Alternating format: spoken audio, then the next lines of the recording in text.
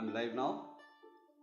So those who are watching the recordings, they can just fast forward first 10 minutes, because this 10 minutes we usually wait for the participants. Post that, you will be able to access the actual content.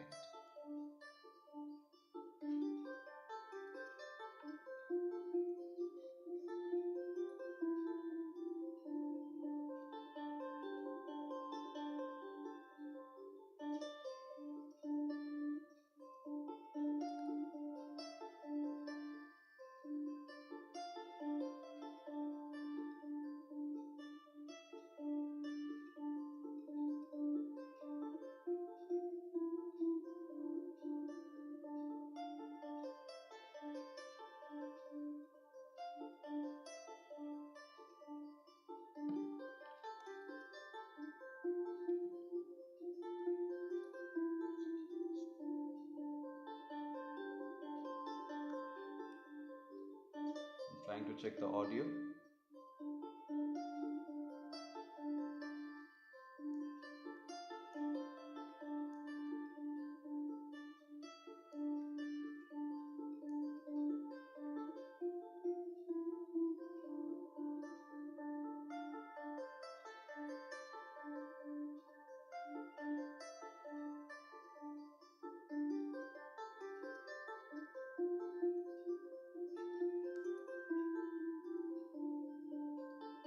Hello, check 1 2 3 3 2 1.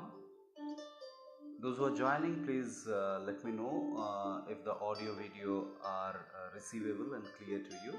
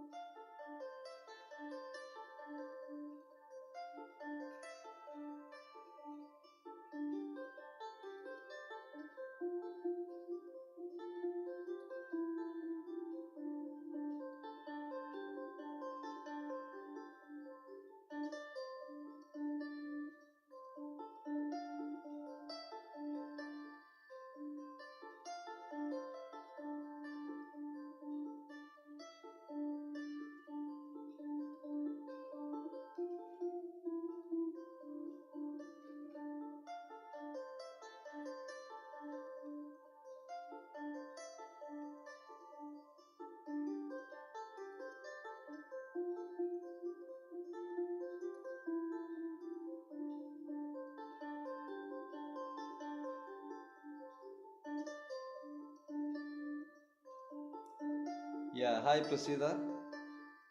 Good morning. Welcome to the session. We'll wait for 10 minutes time, and post that we'll start our session. So let other participants join the session by that time.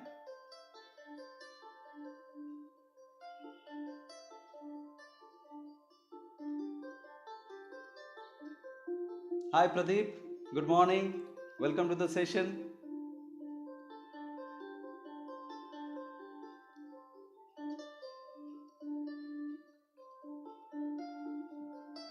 So as I just communicated to Prasida, we shall wait for 10 minutes. So 6:10 exactly we'll start the session.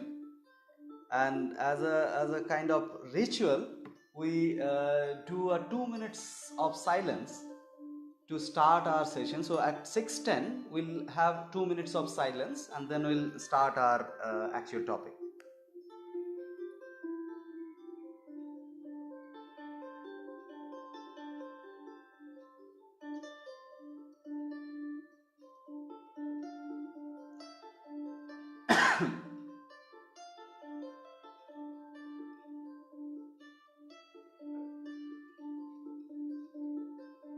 Yeah, how is the audio and video streaming at your end?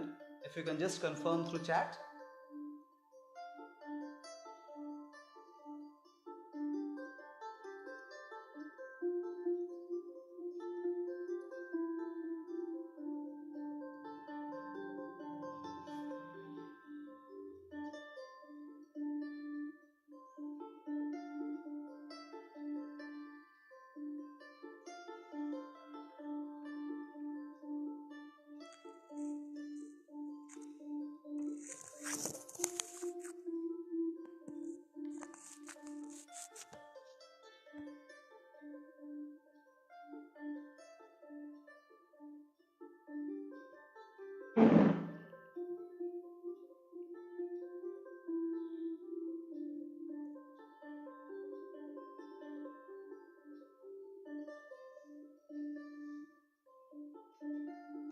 Thank you, Prasida, for confirming that.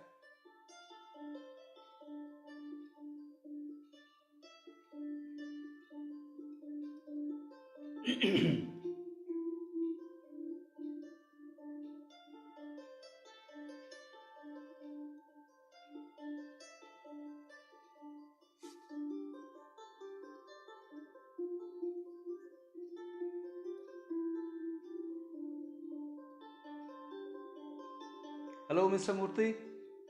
Good morning. Welcome to the session. We are waiting for other participants to join. So at 6:10 exactly we'll start.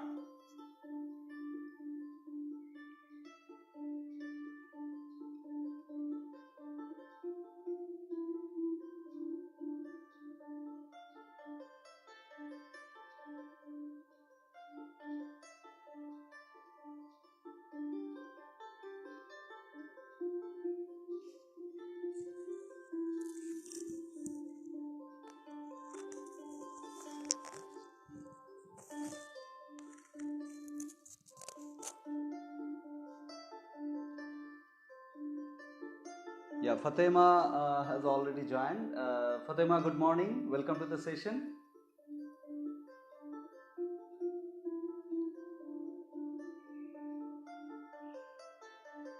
I tell you, in this weekend course, these live sessions are the main aspect.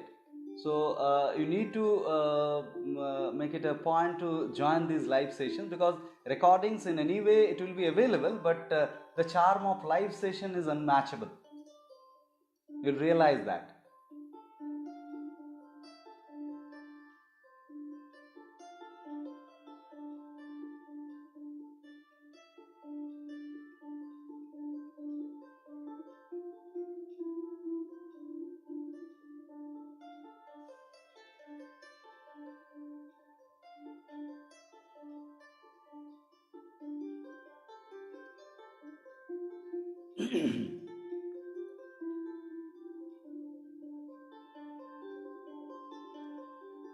So I guess audio is clear to everybody. Because I am also checking through another streaming through this headphone. The audio is going well, as I see. If your network is proper, then you will be able to listen to it. Yeah.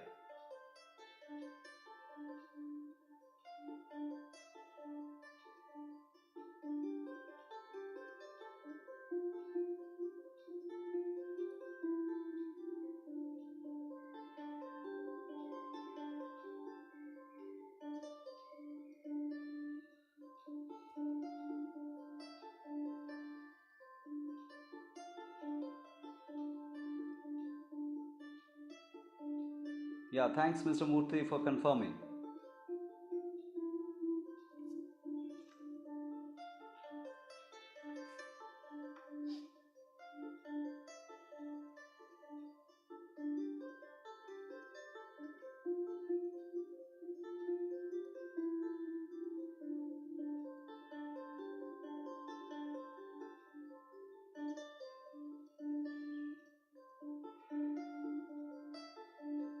I have received 2-3 beautiful questions and needful questions rather. To understand nature cure, the clarification of those questions are very important, and thanks for posting those questions, Prasida and Mr. Murthy. And on the go, during the live session, whatever the question comes to your mind, keep posting in the comment section so that I'll be able to address those at the end of the session.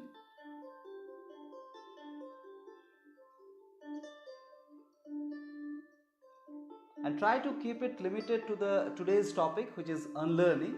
That includes the myths that we suffer from usually, and also the infection myths and the deficiency theory myths.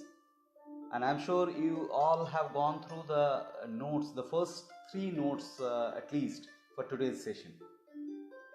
We'll have a revision.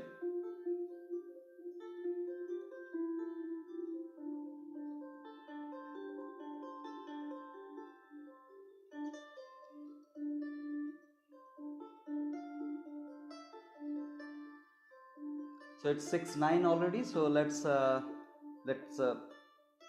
start our session. And as I already communicated that we'll start with 2 minutes of silence, and you'll be alerted with an initial bell and a concluding bell to end the silence. You need not to worry about the timings. So yeah, let's start our silence.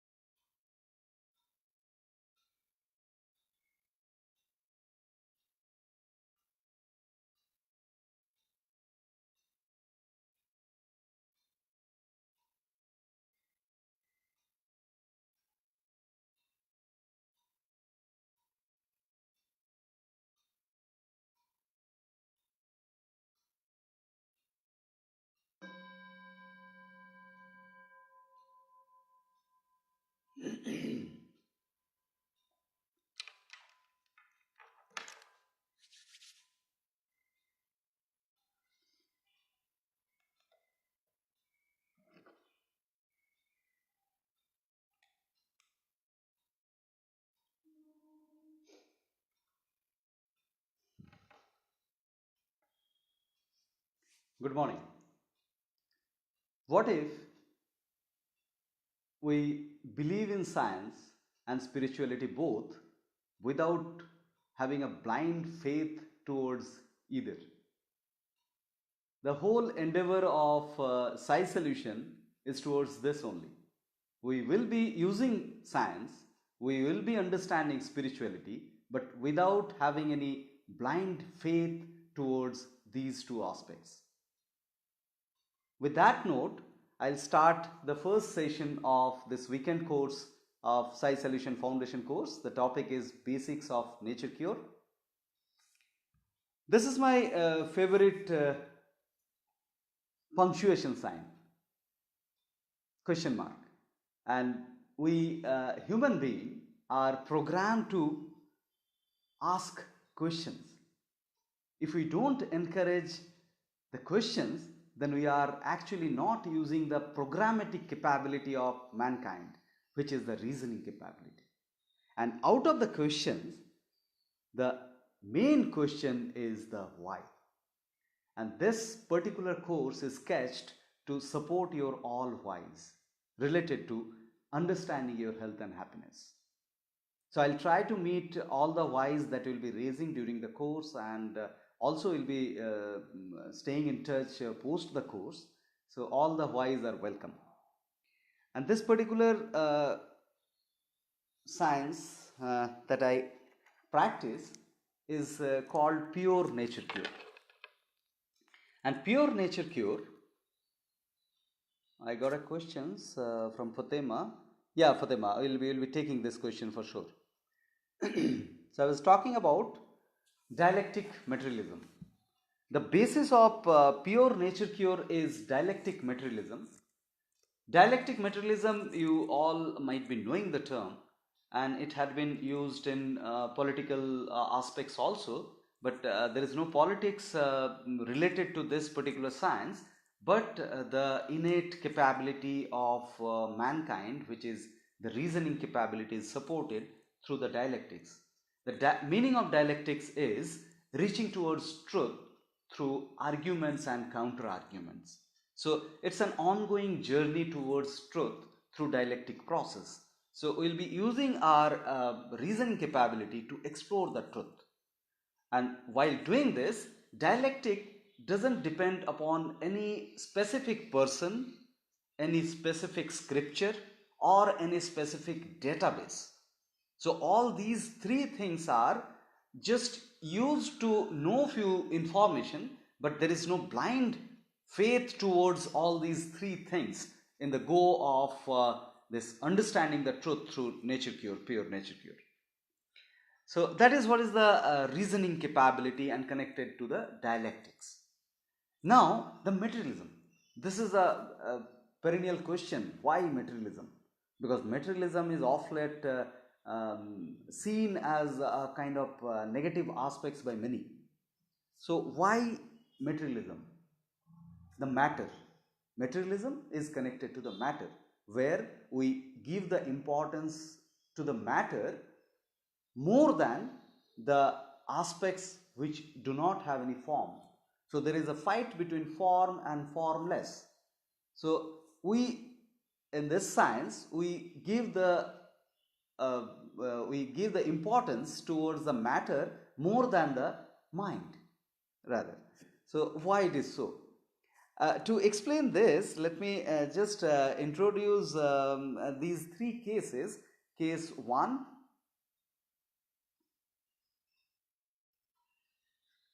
case 1, case 2, case 3. In the case 1, one person takes care of the matter, which is the body, for him more than anything else. So he is very serious, he or she is very serious about managing the matter. So the material management of this person is very good. Now the second person, who is having a knack towards the mind management only, without considering the importance of matter. So he is very spiritually inclined, doing meditations, manage the mind a lot, but do not care about the matter. And the person, the case 1, is very much caring about the matter dialectically, but doesn't care about managing the mind a lot. He is a neutral person towards mind. Now this person, the C3 person, is managing mind and matter both. Now any guess for understanding the health level of these three persons? Undoubtedly the health of C3 is higher than all, because this is the best case if you can manage your matter and mind both. But the health of first person will be better than the health of second person, because our health is largely connected to maintenance of this body. So if you manage your body, then progressively you will get to reach to the point when you will be able to manage the mind also. But if you start with mind, then reaching towards the matter may not be possible if you don't take care of matter. So matter is primary. So health wise, this is the order of health level. The best case undoubtedly is the person who is managing both. So this is the reason why we actually consider the materialism aspect. So that is why it is the dialectic materialism. Now, as I said, that all the whys will be answered during this course and otherwise also in this process of research and understanding nature cure, pure nature cure rather. The first question that we suffer from, why I am saying suffer from, because this haunts us a lot. This is the question: why disease occurs at the first place? So in next few slides we'll try and explore, which we have actually in the unlearning process we tried to explain a little bit, but this is a kind of deeper aspect of understanding and the connection between our life and health issues. So to start with that, let's understand the connection between vitality and the nature cure. The vitality is the life force, the formless aspect. So while saying that we take the utmost care to manage our body, the matter, we need to understand the importance of the formless aspect also, the vitality. So the vitality is the formless aspect. So our life is a combination of form and formless, the body and the vitality. So vitality is the force, is the energy behind all the activities that we do. Till the time the vitality is supporting our activities, supporting our circulation, motion, we are alive. The moment it stops supporting, the body becomes dead body. We need to understand that. We know that already. So now the vitality is definitely the cause behind each and every activities, starting from blinking of eyes to walking, talking, dancing, digesting, excreting, thinking, what not. Any small to smallest activities that we do, we use our vitality only. Now, management of that vitality is what is the primary objective of nature cure. We need to understand.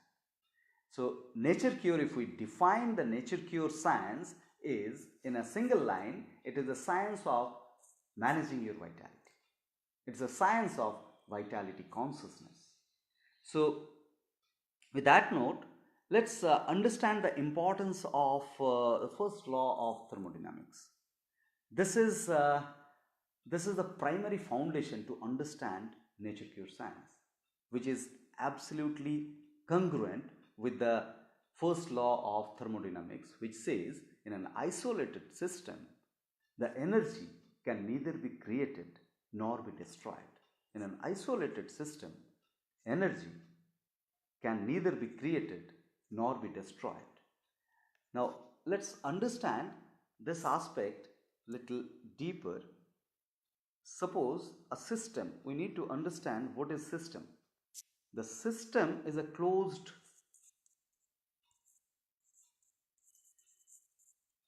body, and surrounding is the outside body.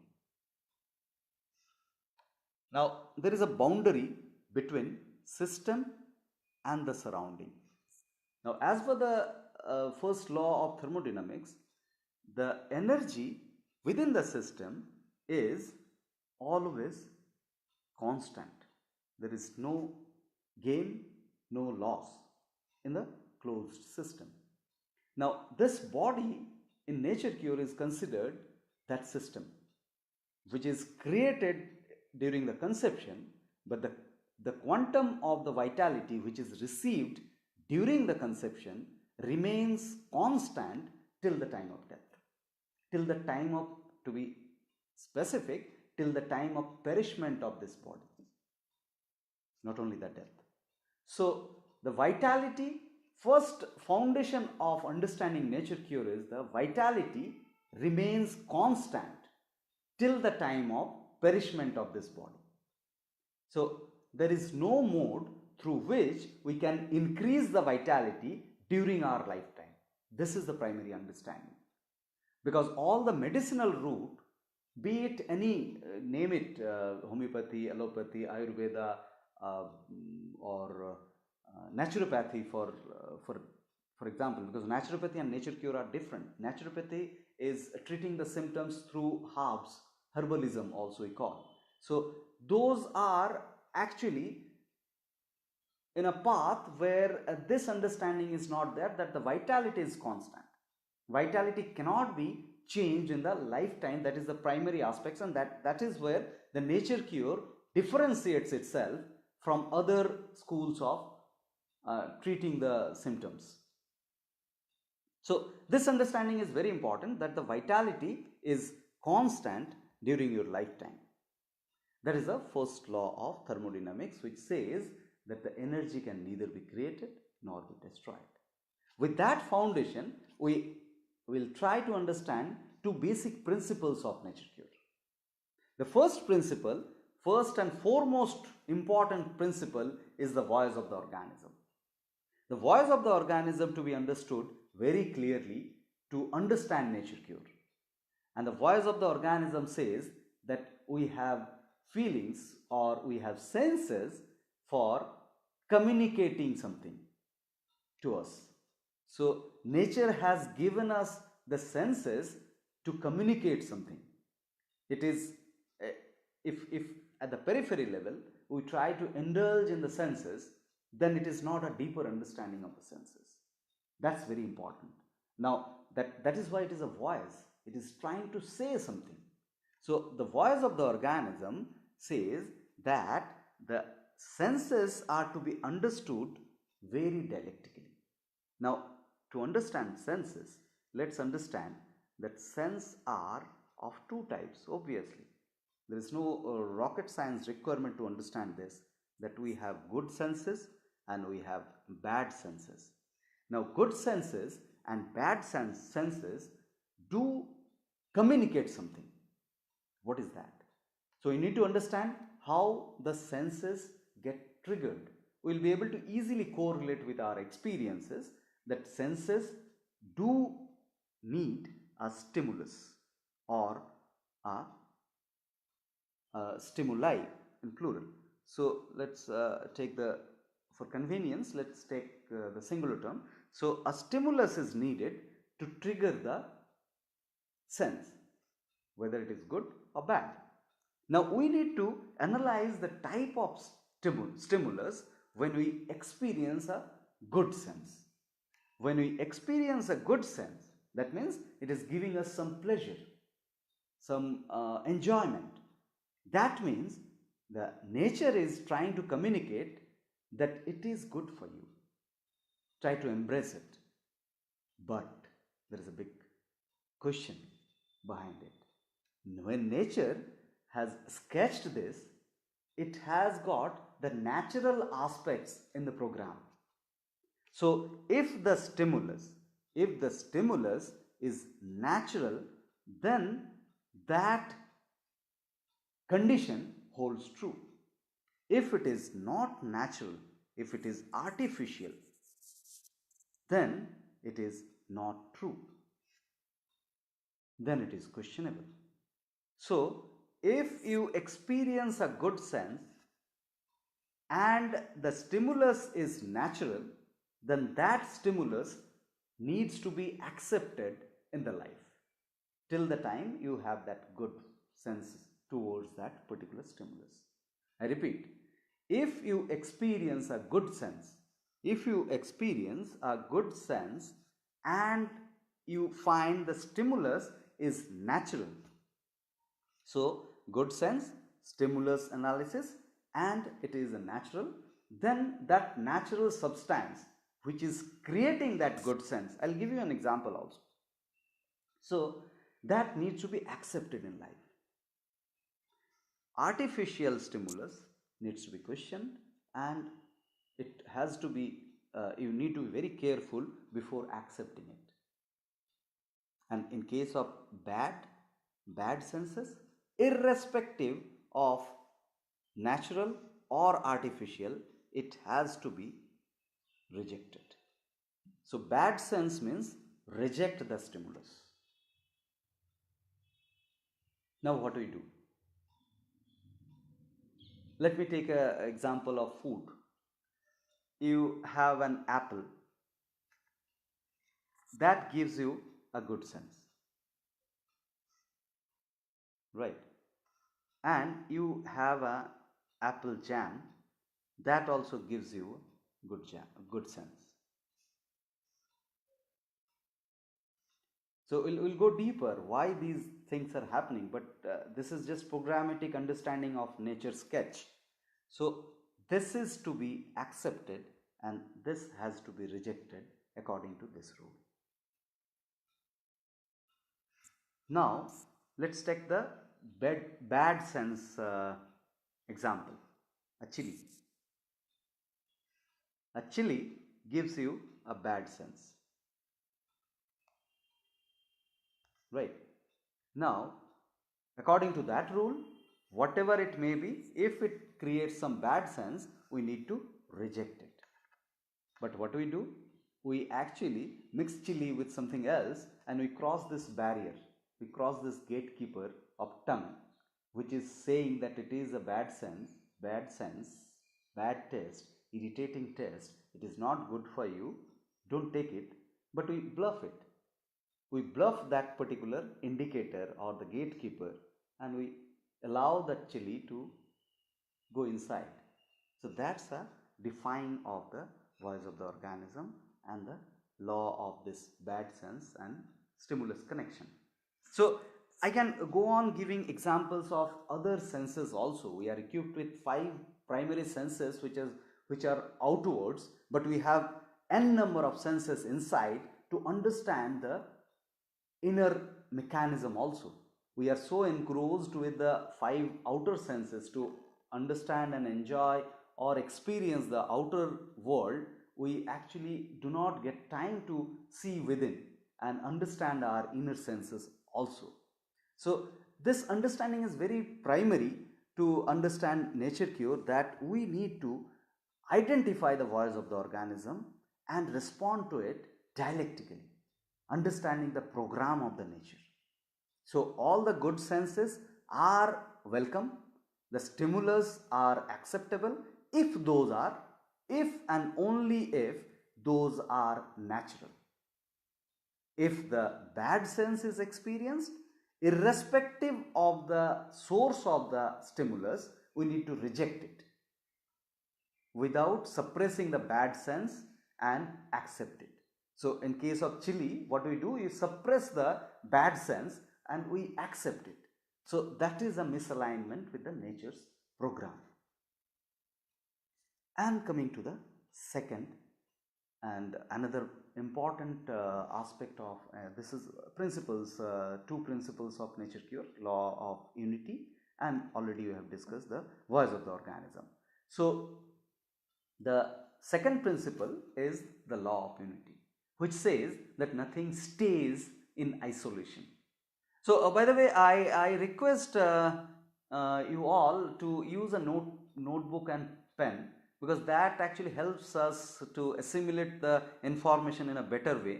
Though you will be having everything available, these class notes also in PDF form I will be supplying to you, and also the recordings of the video also will be kept in this group for some time.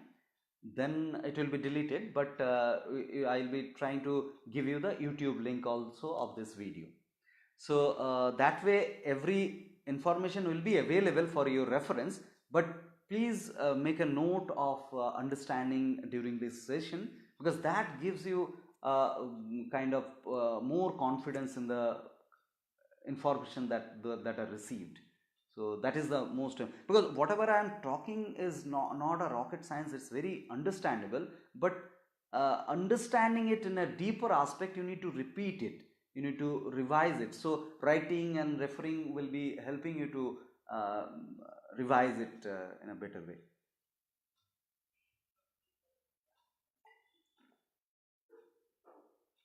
Now coming to the law of unity. As I said, you can note also that nothing stays in isolation. Everything is connected with everything. So this is very important understanding. Now everything is connected to everything. When I say, that means that focusing on a single thing is a limited reaction that we do. So this can be metaphorically explained, and we can spend hours on analyzing this, which we do in the camps. But for now, you just understand that any symptoms that we suffer from, that you think that we suffer from, is a part. It's not the whole. So considering that as whole is a limited response that we offer to our health. So any symptom do have cause, and we need to understand, go deeper into the cause to address that. Then symptoms get relieved on its own when the cause is addressed. So if we focus, if I have suppose pain in my wrist, if I focus on this and this bothers me a lot, that I need to switch off this pain, suppress this pain right now, right here, then we ignore the whole body. In nature cure, if one cell is fed by the blood, that blood feeds other cells also, all the cells also. So if the cause remains in the blood, then addressing one cell is very limited response. So you need to understand how the blood is connected to this cause. So going deeper, we'll be exploring that in following few slides. Now, for now, we need to understand that symptoms are not that important to be addressed. The cause to be addressed first, and symptoms get relieved on its own as byproduct in the process. So this is what is the law of unity. There is a Ubuntu principle also, where we can actually transport this understanding towards our phenomena of connecting to the world, like you and me are connected. We are structured primarily with the same substance, and we are connected through an aerial medium. The way the body parts are structured through the same DNA. If you take out a DNA from your heart and a DNA from your kidney, you will not be able to differentiate that. So the fundamental building blocks are same, and the medium is also same. So this is, as we are, as the body parts are connected, we are also connected, and we can go on exploring that aspect in our implementation and mind management section. But we need to start with this matter aspect, which is the body, and we need to understand that all parts are connected. So if your heart is not functioning well, but your kidney is, you cannot be termed healthy. So there will be a kind of sync within the body to maintain the health. So if we focus on a particular part to make it healthy, that doesn't guarantee our holistic health. This understanding is very much important. Now the question is, if we do not follow the law of unity and the voice of the organism. Voice of the organism is very easy to understand, because we experience and we can correlate these experiences very easily, and we can actually react to it after understanding the reason behind. And law of unity also we have understood.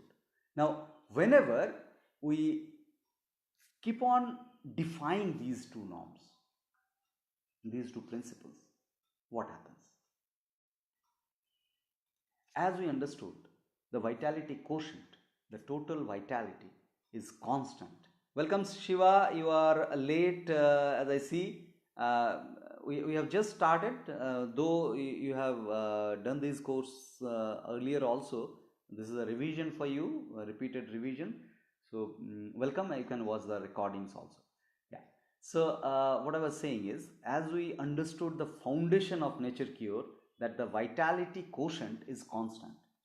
Now with that constant quotient, when you have to spend this in lot more activities, if you spend it on some unwanted activities, then what happens? Just correlate with your understanding of money.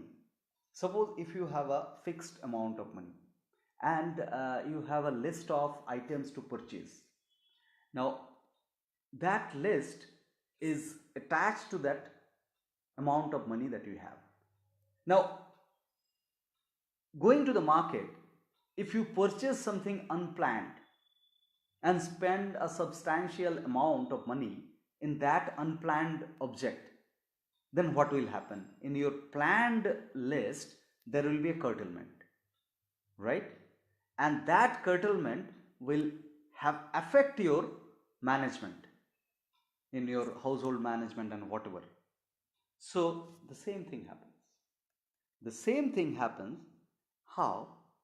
See, all the machines, including computers or any mechanical machine, are actually replications of this body mechanism. So in the body, you have these input, and that input gets processed, whatever the food or thoughts, anything that gets processed, and you throw out something, that is output, right? So input, processing, and then output. Now what happens here? This is the list of the vitality. So there are actually sub lists under this. So this is the three buckets of list, three primary activities, we can say, and under this we have lot more sub lists. So I'm not going into that details for now. Now in this three list, the order is 1, 2 and 3. Now what happens? The body always tries to give you the best of experiences. So in this input and processing aspect, body gives you the experience, the best experience. Then the effect, the curtailment of the list goes on the output. This is very primary understanding and very important understanding to understand this whole science, and also understand why disease occurs. So whenever we defy voice of the organism and the law of unity, we actually give a curtailment in the output. The planned list of the body gets curtailed in terms of the output. Now what is the output? Now if we understand the output, then we find these 4 primary outputs in terms of stool, in terms of urine, and in terms of sweat, and in terms of air, which is the exhaling air. So these are the 4 primary outputs. Other than this, the general mucous formation, menstrual flow for women, so these are also counted, but in general these are the 4 outputs. What do we do in this output mechanism? We do nothing, but we throw toxins.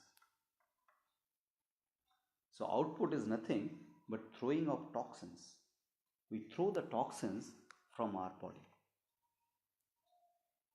Now when the output is curtailed, reduced or lessened, then let's make it reduced. Then what happens? The toxin retainment in the body, and this toxin retainment is nothing but what we call in nature cure as toxemia. This is the primary disease that we suffer from. So if we retain the toxin, that means the poison is retained in the body, and that poison gets accumulated here and there in the body, and wherever it gets accumulated, we get discomforts related to that part, and the blood is the carrier of that toxin. So whenever we are in a toxemic state, our blood is toxic and it carries that toxin to each and every part of the body, and depending many factors, the toxins get accumulated in different places of the body. If it is accumulated in your joints, you get arthritic pains. You get a name for that, but actually you are suffering from toxemia. If it is stuck in your pancreas, then you get a name as diabetic, but it is toxemia. If it is stuck in the artery, then you get named as heart disease or blood pressure, but it is toxemia. So whatever the name is given, according to the symptoms evolved, it is actually toxemia, nothing else. So when you have defied the voice of the organism repeatedly, when you have defied the law of unity repeatedly, you have innervated yourself, because you don't have much vitality to spend in other way. So that innervation happens within you, and when you are innervated, you suffer from toxemia, because in the state of innervation your output gets clogged, output gets reduced. So actual amount of toxins which was to be thrown out is reduced in the process, and you suffer retainment of toxin. So the symptoms is not the important aspect. Understanding this basic causal phenomena is the main aspect. If you understand this causal phenomena, why it is causing, and if you take care of that cause, which is managing your innervation, managing your vitality, reducing your innervation. So if you can do that, you get back the vitality, and that raised or the conserved vitality, not the quantum raise I am talking about, the raising of the conserved vitality level will push that toxin out of the body through many outputs, through the similar outputs in fact. So if you do that, then you attain a state where the toxemic condition is cured, and that is actually the cure. We need to understand the difference between the cure and suppression. If you focus on the symptoms, that I have diabetes and I have this diabetic readings in front of me, my concern is to reduce these readings. I am happy by seeing my diabetes reading lesser. But if I am constipated, I don't worry. If I don't sweat well, I don't worry. If I don't breathe well, I don't worry. That is an unfortunate state. So you need to understand the importance of the cause. So whatever the disease that you may feel that you are suffering from, just understand that you are suffering from toxemia. Because toxemia is the single disease that we suffer from. Now definitely today I got questions also on the infections. Now let's understand what is infection. Infection is coming and staying and reproducing of microorganism within the body, pathogens, right? So organisms, the life entity, the primary attraction of the organism is the food, then the reproduction. So the primary attraction is the food. Now if you have food inside your body, then few specific microorganisms will be attracted and evolved from within to eat up that food, and that food is nothing but your toxins. So there is actually a confusion of cause and effect here. So the cause is the toxins within, which attracts these germs, which attracts these pathogens and this microorganism, and they come, they eat those, they reproduce, and you feel that you are infected. But what we don't consider, that we have invited them. We are not attacked, but we are inviting them to come and stay and reproduce. Actually, if you go deeper and understand this phenomena, the nature wants this, because nature doesn't want you to stay in toxins. So this is a natural phenomena, mechanism of making you relieved from the toxin. But we suffer from discomforts. So discomfort is just an effect. Now what happens if you block that particular germ, so-called infection, quote unquote? What happens? The germs, those germs are elevated because of some lab-oriented research targeting on the germs, not targeting on the cause of the disease. You have the cause inside, and that cause will come out, will try to come out in some other route. And you can correlate this thing. If you have undergone an infection and if you have blocked it, after some time you get some other symptoms in the body, and there is a chain reaction. If you block this, it tries to come out in other way. If you block that, it tries to come out through other way. So this is an ongoing process within. Unless the cause is targeted, the effect will never go off. It will just change the places. The place where it is infected, that place will be shifting to other place. Now obviously, this is the best aspect, that if we can easily target the cause, then eventually the infections also never comes to us. So why to worry about the infections at the first place? Definitely the epidemic question, as I see Fatima asked, what about the epidemics? In those situations, do everyone have the toxins inside? Absolutely right. Because if you go deeper and understand the living style, lifestyle of those mass of the people, those are quite similar. And those have similar kind of toxins within their body. That is why the germs shift from one to another. So if you actually target the cause, the toxins, then the germs will go off on its own.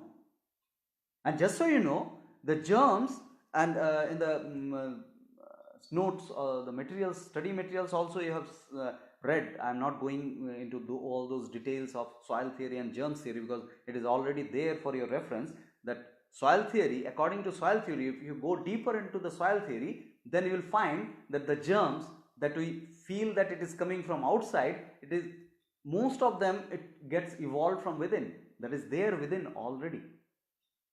It is structured that way. Whenever you have toxins, that will come and try to clear that toxin. And eventually they reproduce, because they are the organisms like us, in small, tiny size and shape. So that way, the infection, epidemics, all these are the effects. The cause is the toxemia. And this whole science is based on targeting the cause, and which is very easy, which is not at all a rocket science. You need not to depend on any specific aspect to have a homeostatic life, have a toxin-free life, or lesser toxic life. Because completely toxin-free is a hypothetical aspect, but definitely you will be having a life where the toxins will not bother whatever is there inside. So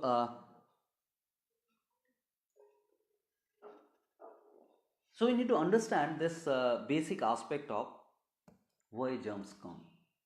I gave a story also in the study material, if you have seen that. If you have arranged suppose a person arranged a party and I am called there, and I have gone there as a guest, and another person who is a common friend perhaps, or my friend only, he sees from outside that I am in the party, and somehow he considered me as host, and he started building stories around it, that Kalyan has organized a party and did not call me, and he has insulted me, so I need to take revenge, and I need to spread bad words, and all those stories, story building goes up, and it may take longer to repair that misunderstanding. The foundation is considering me as host, where I was an invitee. The germs are so. Germs are not the host of disease. Germs are the invitee in a toxic condition to clear the toxins. So let's understand this basic aspect, and let's understand and consider germs as our friends, not as an enemy. They don't attack us. They come us to help us to make ourselves toxin free, and in the process we get discomforts. But the best case is if we help ourselves to get ourselves toxic free instead of germs helping us. That is a lesser discomforting route, right? Now, yeah, thanks Fatima. This is really insightful. I remember when I realized, and out of the research I realized this aspect. This is a new world in front of me. So similar things will happen whoever understands this. So yes. So post germs, another problem that we suffer from, we think we suffer from, is deficiency. Now, what is deficiency? What happens in the case of deficiency? We suffer from a symptoms first. That is the normal order of occurrence.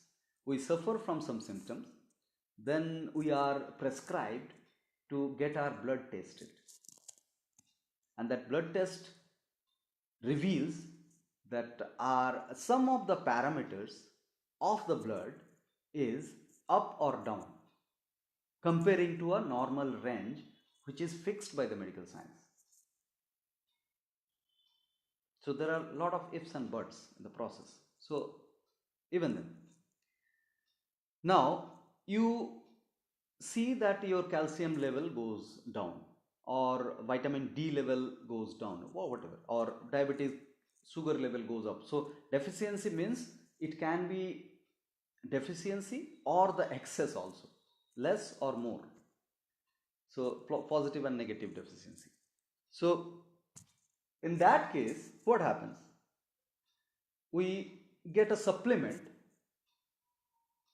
to make it reduced or more for the next test.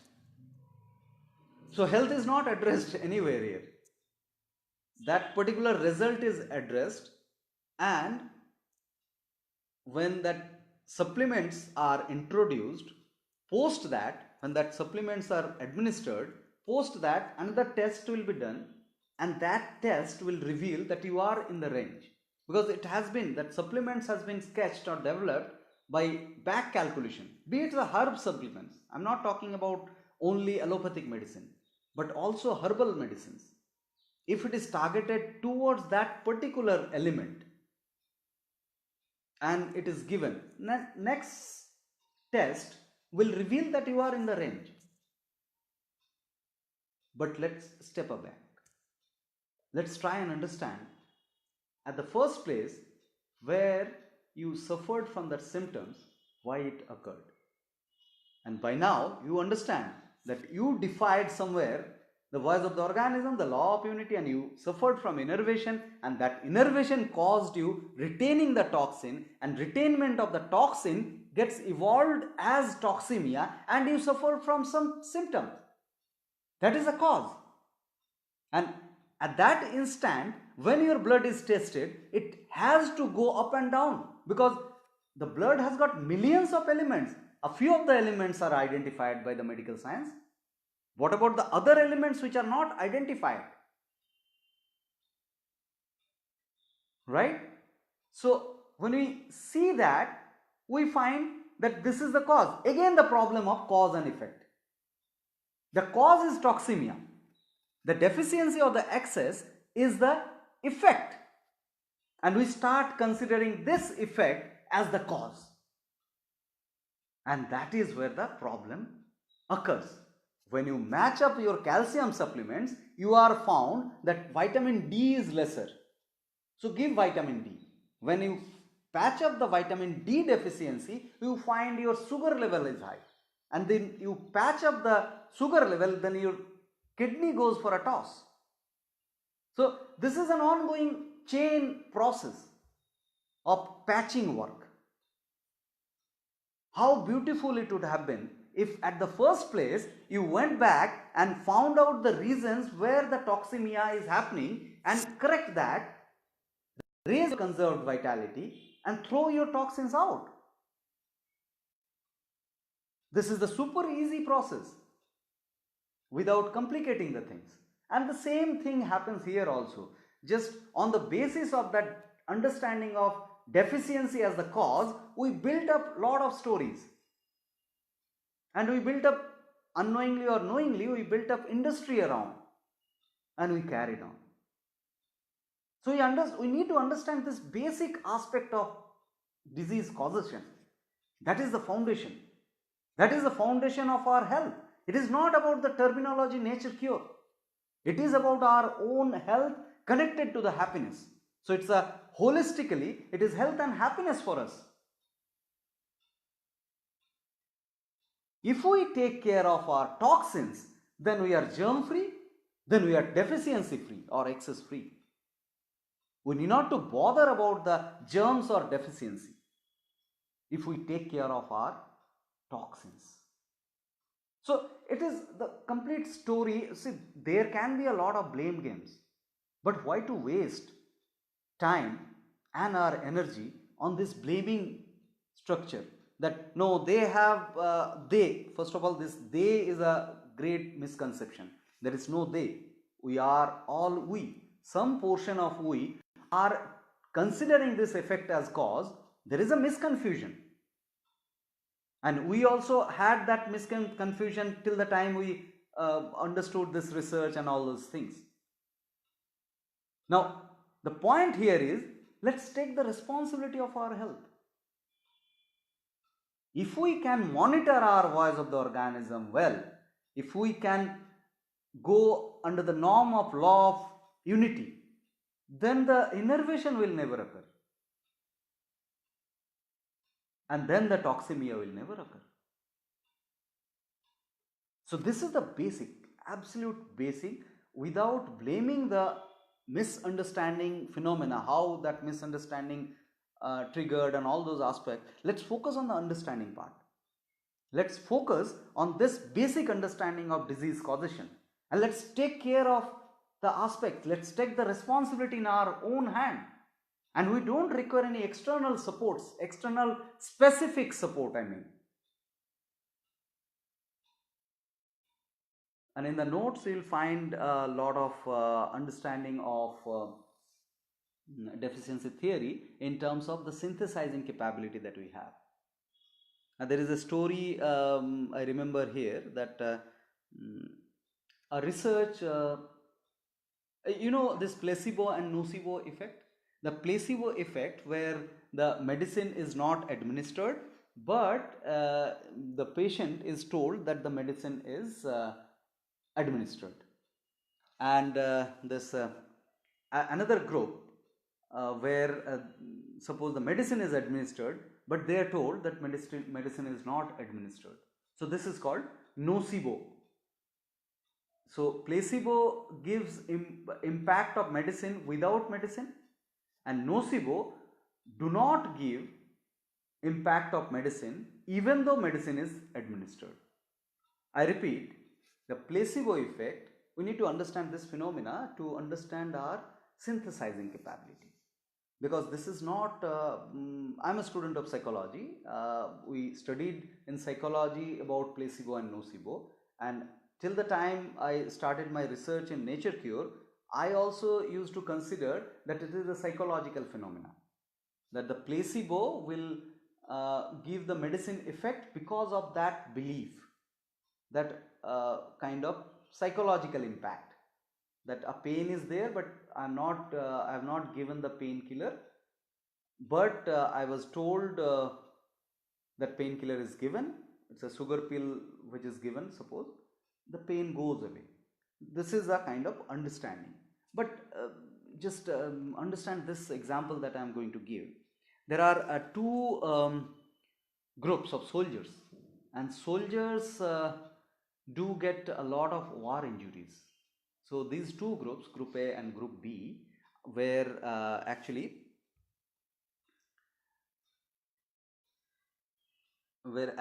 group A and group B.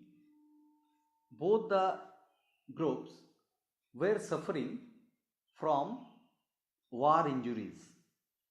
I'm an ex-Air Force person. I understand what war injury means. It's a severe pain. It's not just a wrist pain. It's a blow. And in our survival kit, we used to be provided with morphines. Morphine is a painkiller, high intensity painkiller, which actually works on the highest of the pains, severity of the pains.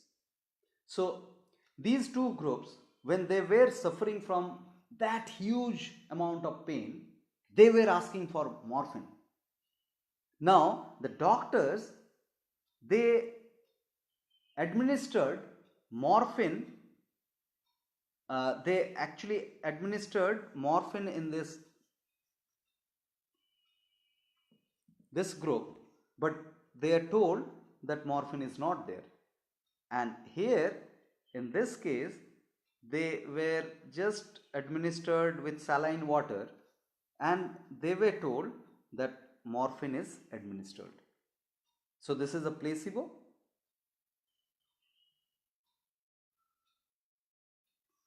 and this is a nocebo result. So what happens?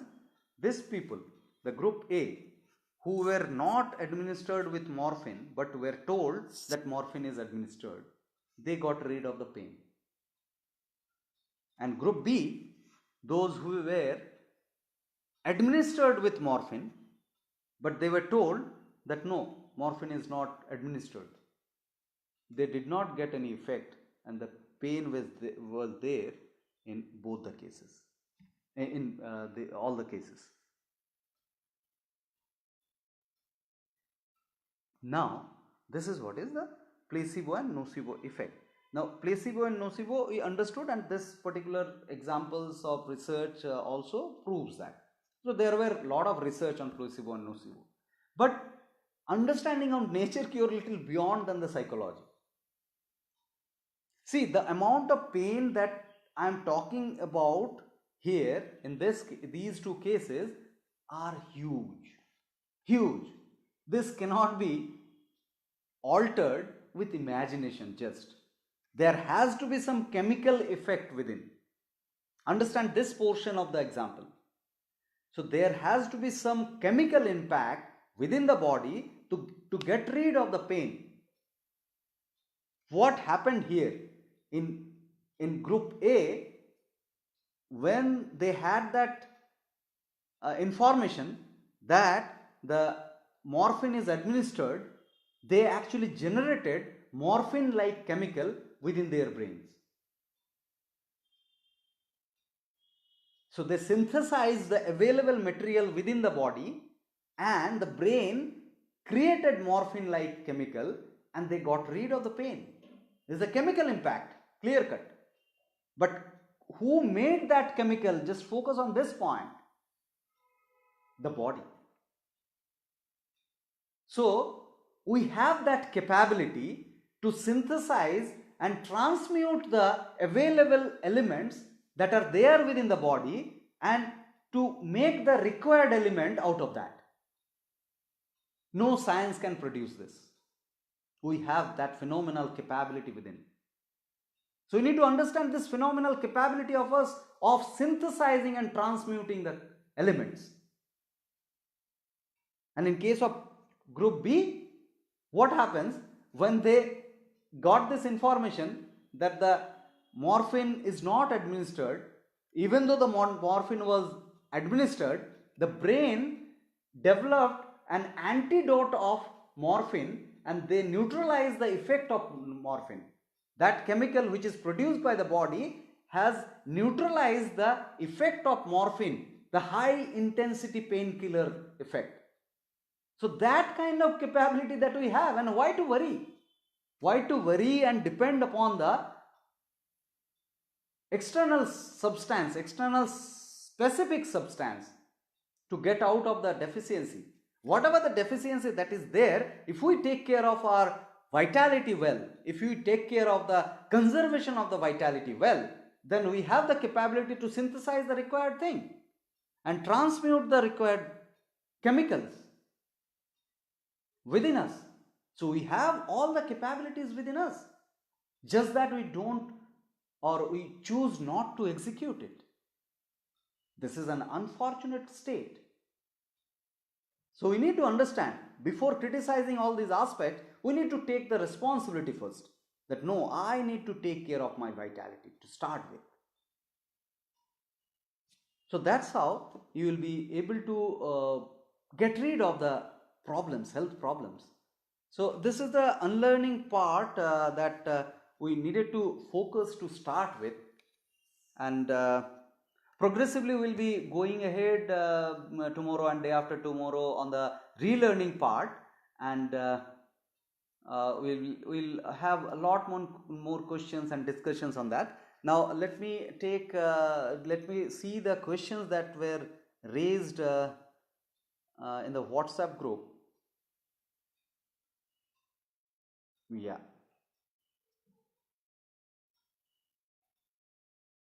Okay, so let me start with Prasida's first question.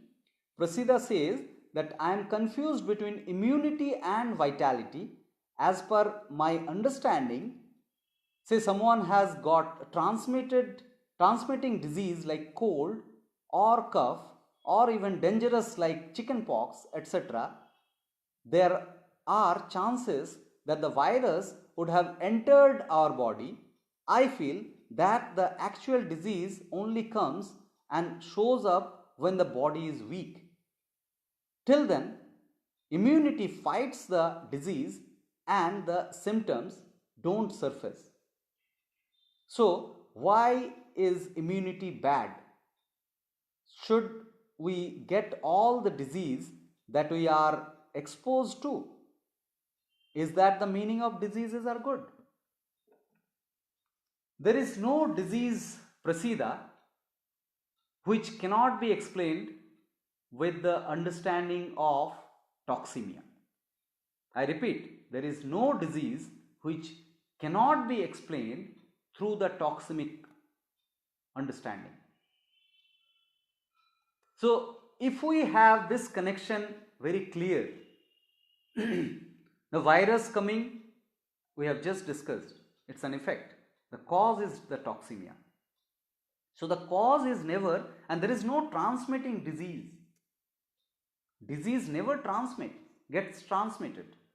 It is just the toxin is there inside and the virus gets shifted and you get different similar symptoms sometimes. And we feel that this cold and cough and cold is transmitted from one to another. But the reason is the toxin was there inside. So now you get the explanation that why few people do not get the infectious disease, because they do not have the toxins. It is not the immunity. If you define it, because see, there are misunderstanding in the terms also. I have seen many people terming vitality as immunity, which is fine. If they understand vitality with the name of immunity, it's fine. But when you say that immunity is a protection against disease, because disease so-called, tomorrow will be going details in the deeper in the understanding of disease, that how disease occurs and all those things, why aspect we understood today, but how this occurs and how it can be dealt, tomorrow we'll be understanding. So you'll be understanding that disease is a beautiful phenomena to get rid of the toxins. So we have this regular elimination, as I have discussed. We have some spatial elimination process in terms of fever, flu, skin rashes and loose motion. So through that, spatially the toxins are eliminated. So those, we can name anything to them. We have varieties of names of fevers, but those are actually modes of eliminating the toxins. So diseases are good. Diseases are weapon to get rid of the toxins. So if any phenomena which protects us from the disease is not good. So immunity cannot be encouraged. Immunity is a protection. Immunity means retainment of toxin. What do you see? What do you mean? That means you have toxins, but you are not able to throw it out, and you call it immunity. I call it low of vitality. Right? Let me see if any questions in the... keep on posting questions in the live session also. Let me see the questions from WhatsApp also. WhatsApp, the next question from Prasida was, nature cure would help in random failures in body like small cuts, bruises. But what about targeted attacks, that breaking a bone? Okay, yeah. Can we just sleep and get the body cured? Beautiful question. Thank you, Prasida, for that. So any kind of accidental damage, what will happen? If it is a mechanical support, it's fine. But if it is a chemical support, it is not needed. The body has got, suppose you get a cut on the surface, how beautifully that gets attached, that gets cured. Now, when the body works on the external phenomena, why it will not work on the internal phenomena to repair that? So any kind of damage, it can be repaired by the body. Few cases, which is very minimum, few cases it is not possible to repair. That time the body will like to perish. Now there are cases of life support life. Recently two eminent political leaders died, but as per nature cure they have died a few years back. They have been supported with life support mechanism, and they were just named that they are living. This kind of life is not encouraged in nature cure. So if an accident would amount to death, nature cure will not encourage to give a life support on the name of just protecting the life, just avoiding the body's perishment. There's a deeper understanding. We'll go deep into it in progressing cases, because we usually think that death is very negative aspects, but as per nature cure, whenever body decides to die, that is the best decision it takes. Mr. Murthy asked that do you need to eat for nutrients balance like carbs, proteins and oils? Yeah, so as I have already communicated that this question I'll be taking up tomorrow, day after tomorrow in details, but just so you know, everything has got everything, nothing stays in isolation. This is the basis of nature cure, the law of unity. So the food specification is not encouraged in nature cure, but you need to have varieties of food to satiate your taste. That's it. If you keep on satiating your taste in a natural means, then you will be having balanced diet. and we will be having some recommendation also in terms of types of foods, so depending upon their concentration. So definitely a balanced diet is encouraged, but not with some specification that this specified food is very good for your body. This is nowhere in Pure Nature Cure recommended. Okay, Prasida says, I am confused between soil theory and germ theory. Is soil theory better? Obviously soil theory is better. Soil theory is better because of its advancement.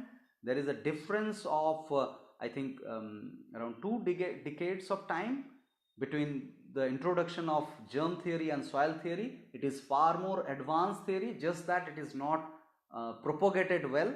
So which explains that the germs are just the effect. It is not the cause of the disease. That's the clear-cut understanding, and it is very dialectic understanding. You need not to go to the lab to understand this. Even you need not to go to the lab, though these theories were developed in the lab itself, but to understand this the cause and effect phenomena is clear-cut understandable. So if you are taking antibiotic, the infection doesn't occur, there is no denial to that. But what about the cause? Why the infection occurred? So if you understand the soil theory, then you understand the cause well, the cause of the disease. So when you understand the cause of the disease, you target the cause. You don't bother for effect. Right. FV live, it is on. Just click the link mentioned by Kalyan. Okay, so there is no question anymore in the WhatsApp group. Now let me check in the live session if you guys gave some more question. Okay, so there is no question in the live session. So we have more time. I can wait for you to write the questions. Yeah. Karela gives kadwa taste. Is it good sense or bad sense? Obviously bad sense if you feel it bad. You need not to have Karela. You need not to have bitter gourd. This is a repeat question that I get. Don't go for any deficiency theory based analysis that Karela is having this vitamins and this minerals. That is why you have to have taste. Who will tell you what do you like or not? You yourself, your taste buds. I know many people, they love Karela. Even they eat raw Karela. So that's their requirement. That is indicated by the tongue. Let them have it. If you don't like, don't have it. There is no special characteristic of Karela that is there for which we have to eat Karela. This is a superstition. Shiva asked, what if we, just a second. What if we cannot find specific root cause of a system? Specific root cause of a system is nothing but toxemia. We need to find out where we are utilizing our vitality in a wrong way. So there is no extra understanding. There is no extra understanding needed to find out the cause. Because analytically, dialectically, we understand that we have a fixed amount of vitality, and with that vitality, if we spend something unknowingly or knowingly in some extra heads, it's an expenditure head, suppose. Unplanned expense. If you have unplanned expense, unplanned by the nature, which is humanly sketched, then you need to curb that.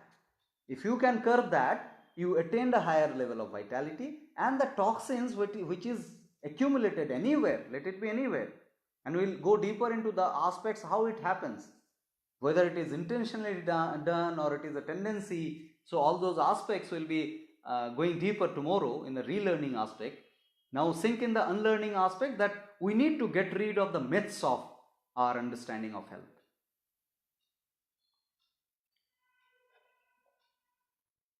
Does that answer, Shiva, your question?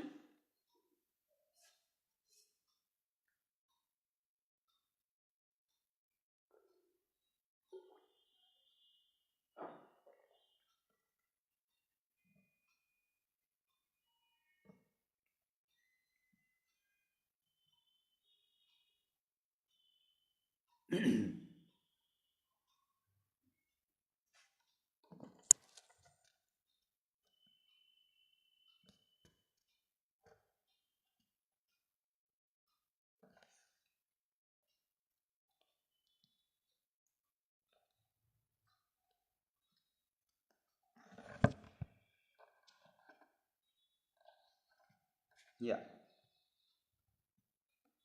Stool fermented food. Prasida, your question is stool fermented food.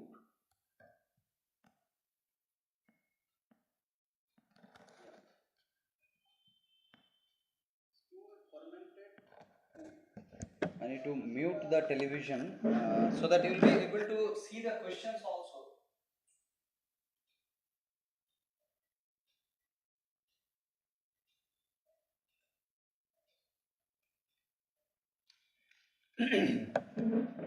So, is stool fermented food? I couldn't get your question exactly, Prasida. Stool fermentation means okay, undigested food. Okay, so how the stool is formed? If you are asking that, then we know this definitely. But let me revise this. This is the food pipe which gets to the stomach. Then here the liver is there. There it actually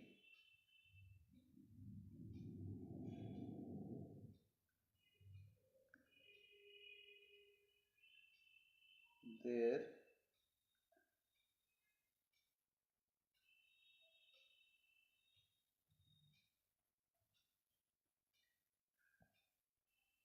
So what happens here? This is a food pipe. This is the stomach. This is the liver. This is the small intestine. This is the portion. Let me. This is the portion. This is the large intestine. This is the anus. Now the stool formation happens in the large intestine. This portion. This is the ascending column. This is the transverse column, and this is the descending column. So where actually the stool that we pass is from the descending column, right? So this is actually undigested food material which is not useful for our body. It gets fermented if it doesn't if it doesn't get eliminated. That needs to be understood. And main aspects of nutrients absorption happen in the small intestine, this part. So blood collects the nutrients from the small intestine channels. So this is suppose the blood, and here the transfer happens of the blood nutrients. So just so you know, this is very important understanding. We can go we can go, yeah, what is stool? That is what I'm trying to respond. So if we understand this correctly, then there is no channel of going something from the blood to the intestine. There is no channel from blood to the intestine, but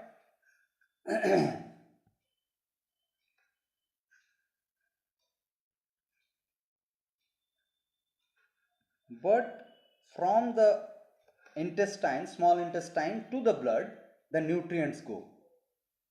And after getting the nutrients out, the small intestine transfers the inputs to the large intestine, and from the large intestine it goes out. This we know actually. We have studied this in biology. This is just re-observing that. So this is basic understanding. Like, we should not consider that the stool is the bodily eliminated toxin. Stool is just waste material of the inputs which comes through the food pipe, then stomach, and so on. So we have bodily eliminating toxin through 3 routes: kidney, these are the filters actually, lungs and skin. So these are the filters of blood which actually helps us to clean our blood. And from intestine we get the nutrients. So this is actually how the stool is formed, as Prasida asked. So any other question? Stool fermentation. Yeah.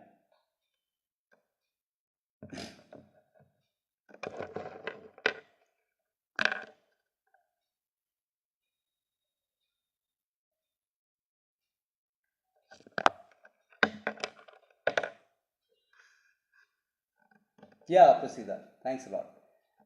So with that, I think we should conclude today's session, and I look forward for tomorrow's session. And before ending, we'll have a 2 minutes of silence so that the concepts what we tried to understand will sink in well.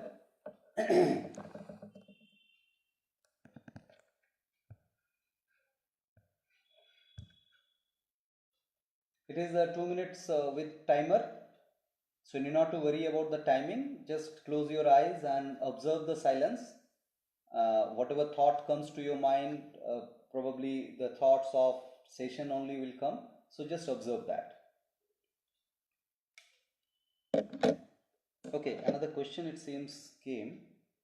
Why is mind less effective than matters? Why is mind less effective than matter? If we need to practice a change first, we must be convinced that we must eat. Mind plays a major role, right? You also mentioned about the chemical released by the brain. So there is mind required, right? Okay. This is a beautiful question. Thanks a lot. Before concluding, we got a very good question. Why matter is considered less than mind? Now look at a child. This is I'm a father of a 2.5-year-old girl. So we know it. Those who are father and those who are parented, they understand it. The child will not have mind. The mind development actually goes after we grow up. So it starts after the birth, but there is no mind playing into it. Now, much mind in a child. Now, if you supply right matters to the child versus if you supply the wrong matters to the child, the health of the child will differ remarkably, where the mind is not there at all. So, through matter, health management is very easy go. Through mind, if you wish to manage your health, that's a very difficult route. As I said, undoubtedly, unquestionably, if you consider and if you have a combination of mind and matter, that is the best case. But if you are given with one choice, then matter is the most important. The example is a clear-cut a child, where the matter management only can happen. You cannot convince a child that burger is not good for your health and apple is good for health. For that, as a parents, you need to have tricks.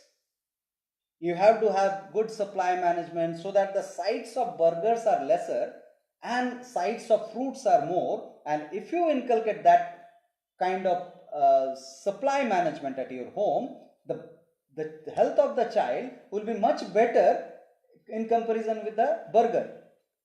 So spoiling and maintaining of health with the matter is very easy. Are you getting my point? So this is a very beautiful question, and we have a lot of confusions about understanding matter and mind, because the moment we call about matter, we understand this television is a matter, this house is a matter, the vehicle that we drive, that is a matter, which is not. The real matter, those are artificially configured matters.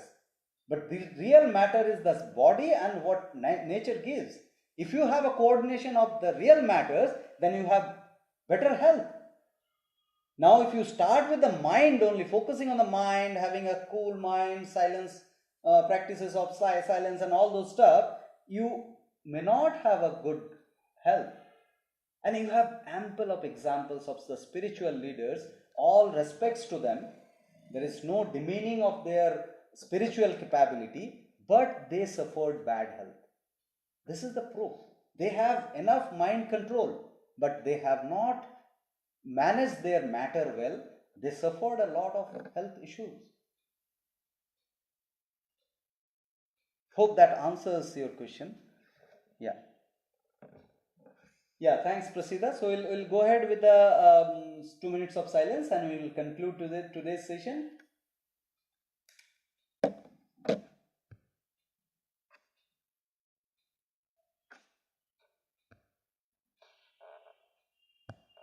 Sorry, I muted the television, so I need to restart this. I'm so sorry. Yeah, now you'll be able to listen to the bell, or rather bells, the start bell and the end bell.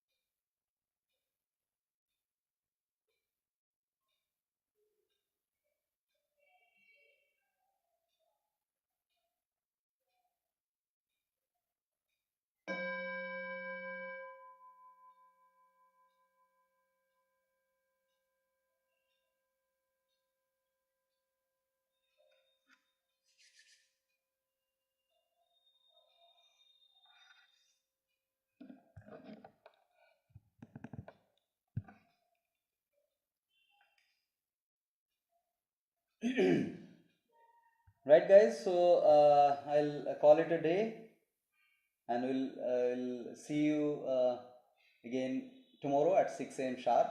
Thanks for the attendance. We'll end the session now.